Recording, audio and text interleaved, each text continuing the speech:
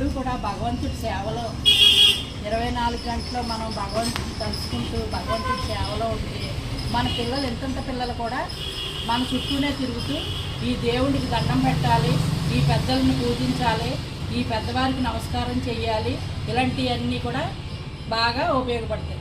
ఎందుకంటే మనం ఏది చేస్తున్నామో చూసి వాళ్ళు నేర్చుకుంటున్నారు. పిల్లలు అంతా కంప్యూటర్ మైండ్ లాంటిదండి వాళ్ళకి. ఏదైనా ఇప్పుడు నాటుకున్నదే జీవితానికి ఉపయోగపడుతుంది. వాళ్ళకి తప్పు చేయకూడదన్న భావం రావాలంటే భగవంతుడు అనుగ్రహం ఉండాలి, భగవంతుడి సేవ ఉండాలి. ముందు మంచి మనసుతో ఆలోచించారు, చెడు మార్గం వైపు వెళ్ళరు. భక్తి మార్గం అలవాటు చేయాలి. చిన్నప్పటి నుంచి మంచి మంచి శ్లోకాలు చెప్పటం, మంచి మంచి మాటలు చెప్పటం, వాళ్ళకి మంచి మంచి స్టోరీలు చెప్పటం, దేవుడి గురించే మాట్లాడటం చేస్తే పిల్లలు ఎప్పుడూ కూడా భవిష్యత్తు మంచి పువ్వుల బాటలాగా ఉంటుంది, ముళ్ళ బాటలోకి వెళ్ళరు.